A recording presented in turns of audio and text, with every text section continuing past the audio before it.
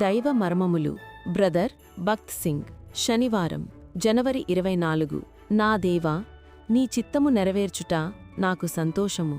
కీర్తనలు 48. మన పరిస్థితులలోనూ అనుభవములోనూ బాధ్యతలలోనూ మనకు నిజముగా బలమయ్యున్న యెహోవా యందలి ఆనందమే నిజమైన ఆత్మీయ ఎదుగుదలలోని రహస్యము. కొద్ది నెలల వరకు మాత్రమే కాకుండా అనేక సంవత్సరముల వరకు ఆత్మీయముగా పసిబిడ్డలుగా నుండుట సాధ్యమే. విచారకరమైన సంగతేమనగా అనేకులు ఆరీతిగానే ఉన్నారు. అయితే తన బిడ్డలలోని ప్రతి ఒక్కరూ బాధ్యతను వహించగలిగిన సంపూర్ణ ఎదుగుదలకు రావలననియే ఆయన కోరుచున్నాడు. నీవు అనుదినము ఎదుగవలననున్నదియే దేవుని కోరిక. దేవుని వాక్యమును చదివి ధ్యానించుకొలది నీవు ఆయనను ఎరిగెదవు. తద్వారా ఆయన సన్నిధిలో గడపవలననున ఆకలి నీలో అధికమగును. ఆయనతో సమయము గడుపుట వలననే ఆయనను గూర్చిన జ్ఞానమందు ఎదిగెదవు. మనము దేవునియందు ఆనందించుటకు మొదలుపెట్టినప్పుడు ఆయన చిత్తము చేయుటలో కూడా నిజముగా ఆనందించుట ప్రారంభమగును. నా దేవా నీ చిత్తము నెరవేర్చుట నాకు సంతోషము. కీర్తనలు 48.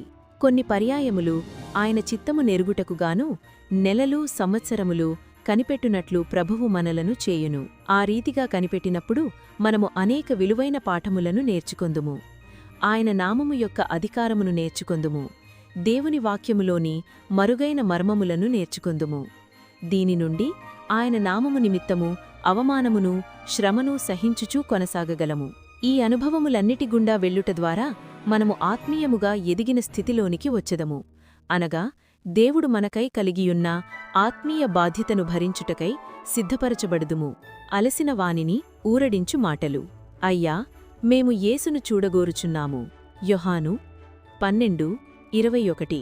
ఒకవేళ నీవు అపవిత్రమై మురికి భిక్షుకునివలే నుండి ఒక రాజును చూచుటకు వెళ్ళుచున్నావలుకొనుము. నీవు అపవిత్రమైన మురికి బట్టలతో నుండి వాటిని సంవత్సరముల కొలది మార్చలేదు.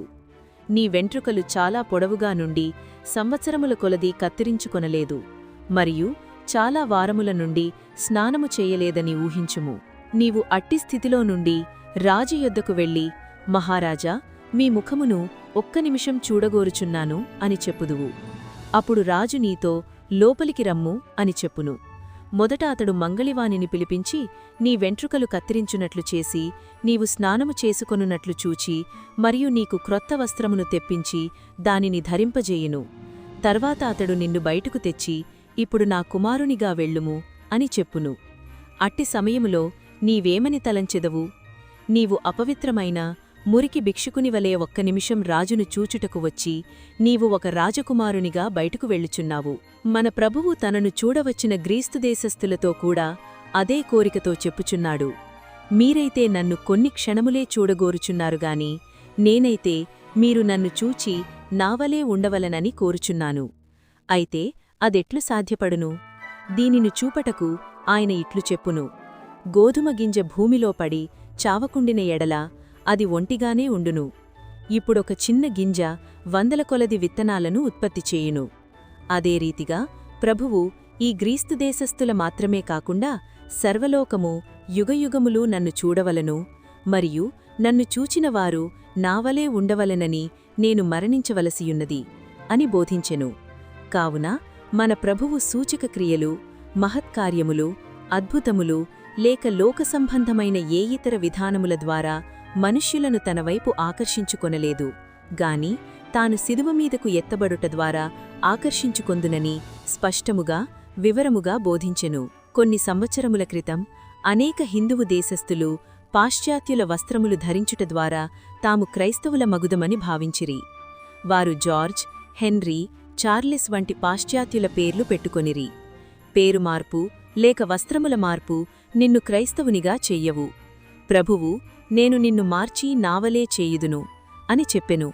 ఒక గోధుమ గింజ చచ్చినప్పుడు అది ఆ కంటంతటిలో అదే రకమైన గింజలను తెచ్చును.